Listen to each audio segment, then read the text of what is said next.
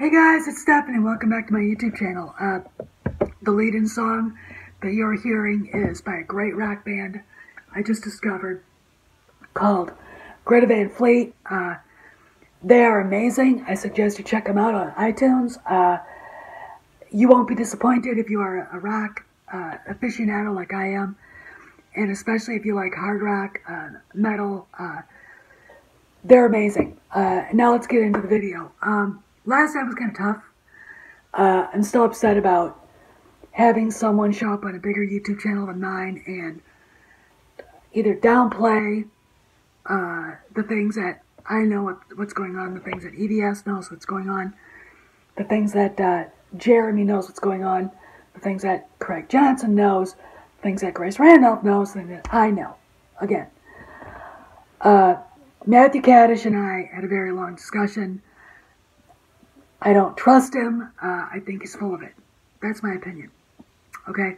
He says he's on our side. Then why go on Odin's movie blog and say what you said, undermining the fandom menace. I know how it works. A lot of people say, well, you just worked in politics. Well, DC is Hollywood for ugly people. Okay? There you go. I know a little bit about how it works.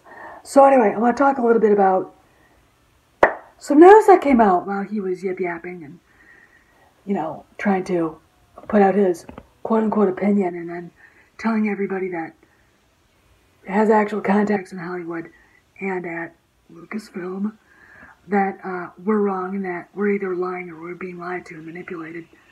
And it's shit. My own contact told me he was full of shit. This news came out. Deadline. Mr. Rancic, one of my viewers, found it. I asked him to post it on my live feed from last night, and he did. I read it. I will leave the Deadline article in the a pin note. I want to caution you guys that usually at the end of a fiscal year, companies like Disney do make changes, and they'll probably try to hide a lot of what they're doing with Lucasfilm by using this excuse to make purges within Lucasfilm. But here's basically the gist of it. A girl who worked, I think, for 20 years at Disney is being named SVP of Global Marketing for both Marvel and Lucasfilm. Who is she replacing?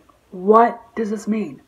Well, like I said, it could just be the regular end-of-year house cleaning, end-of-year promotion thing, because they are coming to the end of their fiscal year. And it could mean a lot of other things. We can speculate on what that means. However, the fact that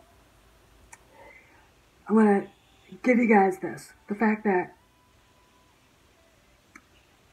Kathy Kennedy's flying monkeys in the media and her flying monkeys at Lucasfilm are now flying low under the radar.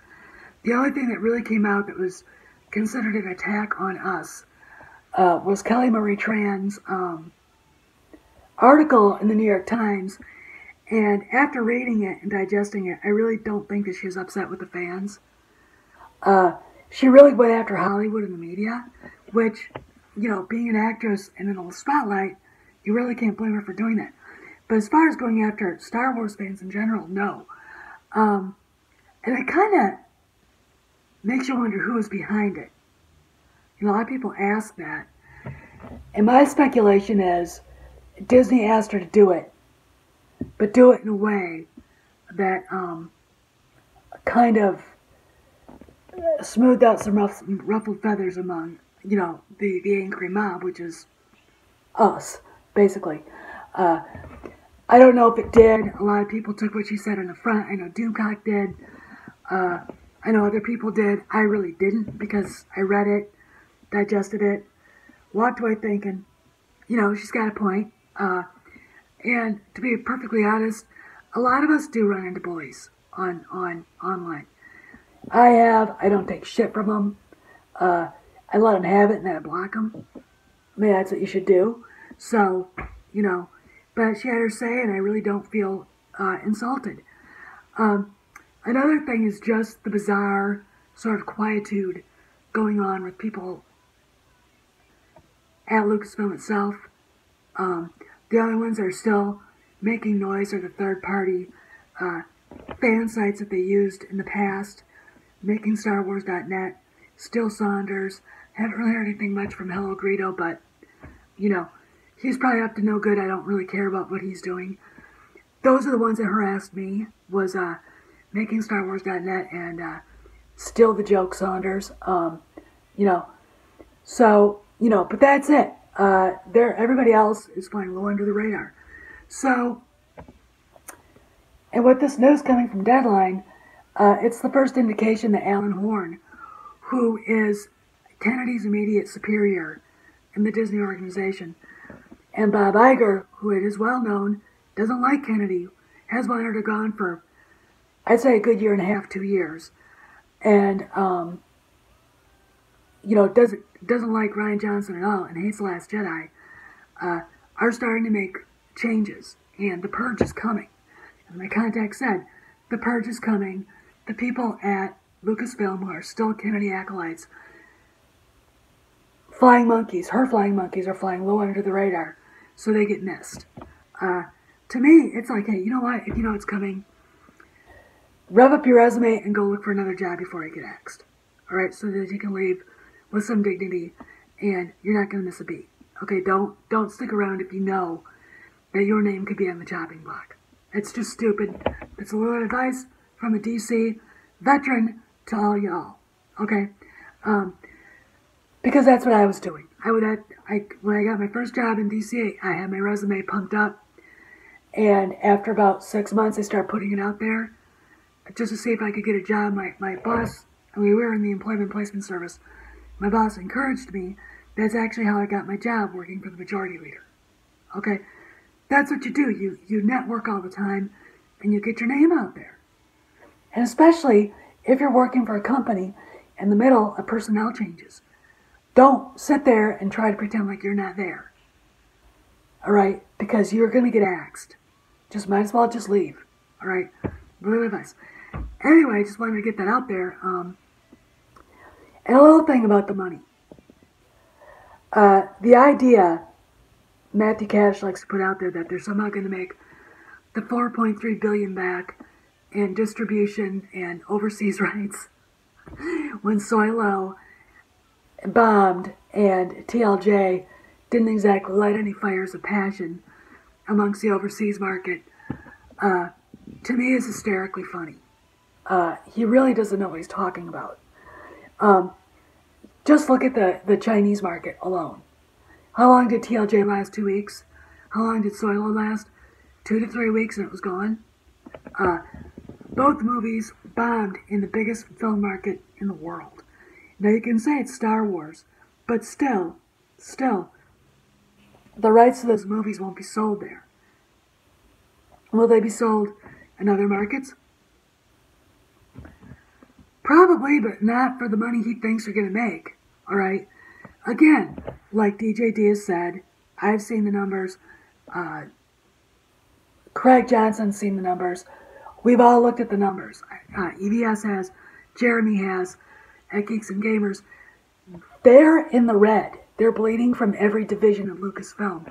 Something has to be done. The excuses are just rationalizations to prop up a narrative that somebody wants. And I'll tell you something. If people hadn't come to me to tell me what was really going on, I'd probably believe Kaddish and probably be a member of the angry mob. But because I know what's going on, I'm not. I'm like, what are you talking about? Then you find out he hasn't been in Washington since, in Hollywood since 2012. You know, things have changed. And, you know, Iger's got to do something. He's got to make this look like a success, and he's got to protect the investors. This is why, I'm going to tell you guys this, we thought it was going to happen in September. We'll see changes at the end of September. Will her departure be announced? Probably not. I thought it would be. Before they start filming episode 9, I thought for sure that was going to happen, but it won't be. there are many factors going to it. One of it is going into this. One of these factors is investors' confidence.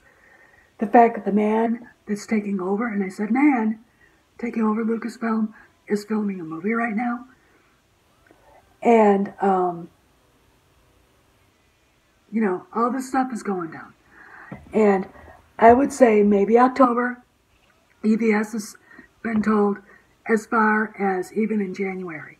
But rest assured, we're going to see changes that are going to indicate that she no longer has anything to do at Lucasfilm. In fact, what she's doing is watching the paint peel in her office, dust bunnies collect in the corners, and she's playing paper football. That's about it. That's all she's doing.